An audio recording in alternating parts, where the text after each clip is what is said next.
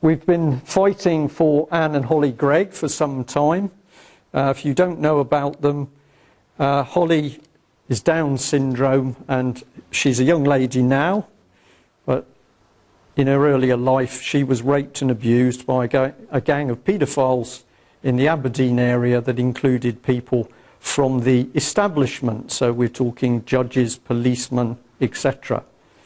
And at the moment the courts are working to separate these two, because there's been so much publicity that the establishment now wants to silence Holly because she's got a very good memory as to who did what. Now, I've said on several occasions, not one MP has volunteered to come out of the woodwork and help this mother and daughter. And some people have corrected me and said John Hemming's done a bit, and I'm saying to you, no, he hasn't. No, he hasn't. Not one MP has come out of the woodwork to look at the evidence and to actually help bring justice for this family. Now, what that tells me is that we have a parliament full of MPs who condone the rape and abuse of children. And their usual excuse is, oh, it didn't happen in my constituency. There is a code that I can't deal with something that happened in another constituency. So you can have rape and murder and any other crime happening, but MPs can't deal with it because there's a gentleman's code of conduct. The criminals are in Parliament. And this is going to continue, and I'll show you some figures in a minute, unless we deal with it. So, why would they do that? Why would people play around with children? Can anybody tell me how many children there are in care in the UK at the moment? Yeah, it's somewhere between 60 and 80,000. Can anybody tell me how many children disappear a year in Britain? Pardon? Okay, I've got no official figures, and 100,000. Yeah, 100,000. From the work we've been doing, we're looking at 150,000. But the key bit is there's no official figures. If I go into a small police station in Devon, there's a poster on the wall that says 15 children disappear in the Devon and Cornwall Police District every day. Sir? I attended a lecture by Cornwall police professors over the Jersey and Guernsey missing children scandal. This was one of the guys that actually investigated. His lecture touched on it, and it was very sanitised. He said they weren't children's skulls, they were coconuts, coconut husks and so on. I didn't choose to pursue it for various reasons. I didn't want to draw attention to myself, but that's just, I mentioned, just to show how deep the corruption goes. Yeah, okay, thank you for that. You can test this yourself by actually trying to find out what the statistic is.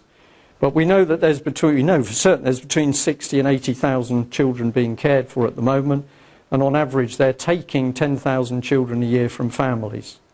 And if you say to me, oh, well, there's no smoke without fire, there must have been something that's gone on. Of course, that's true in some families, but I've been there myself. I've gone into court with families to see what goes on. There are other people in the room who've done this as well, and what we are seeing is the state taking the children. And so you say, well, okay, Brian, why would they do this? Well, this is a sum which I'll take you through, and this was just some data from Bristol. But Bristol City Council paid $733,000 for 30 children to be cared for 6 months. And that went to the foster care associates, so they're on good money. I've said that there's 60,000 children in care, which is 2,030 groups, at 1.4 million a year. So the final figure you come out for the cost of a few places for the children in UK is 2.8 billion. 2.8 billion.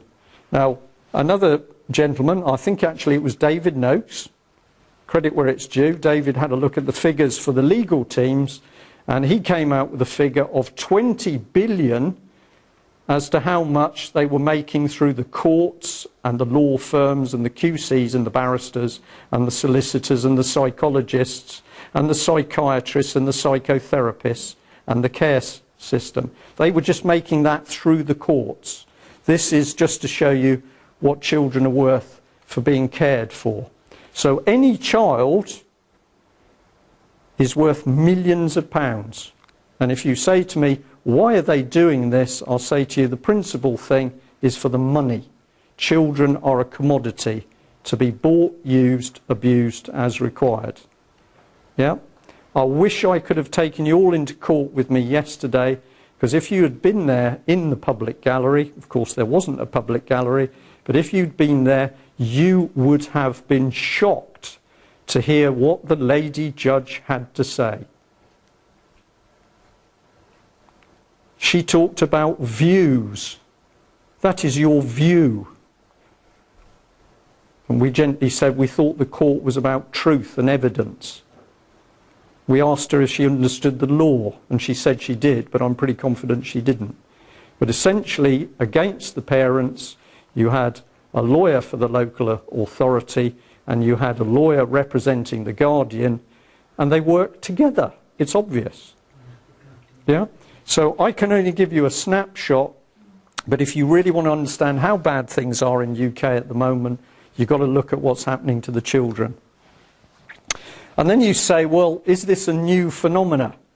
Is this something that suddenly popped out the woodwork? And I'm going to say to you, it's not.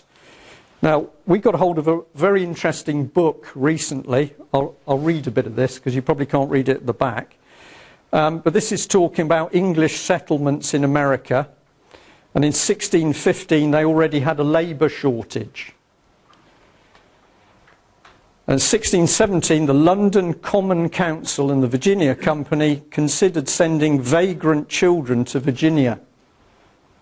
We got a bit of a labour shortage, so in 1619, they rounded up the first 100 vagrant children and they went to Virginia. And it was such a success, hold on a sec, it was such a success that they planned a second group. Some people opposed it, 1620, but the Privy Council on the 31st of January authorised it. Now the Privy Council is significant, because if you say to me, where is some of the seat of the dirt in this country, and you say who makes the decision, it comes down to the Privy Council. And Privy, it's secret. And you've got Privy Councillors and you've got MPs who are allowed into the Privy Council, and we don't really know what these people are doing. And it was the same then, but they sent more child migration, and they sent another 100 children to America. And in 1622, when there was an Indian massacre of the settlers, 350 settlers died, they sent out another 100 children. And what I was fascinated to see on Barnardo's website a couple of days ago was that somebody was following the genealogy of some brothers and sisters who were split up. There were 5 siblings, 2 girls, 3 boys. The girls stayed in Britain, but the boys were sent to Canada to a work programme. Now what was interesting was at the time that they were sent there, I noticed that legislation in this country had already banned child labour. But these children were sent to Canada. And I just thought, were they making money out of these children?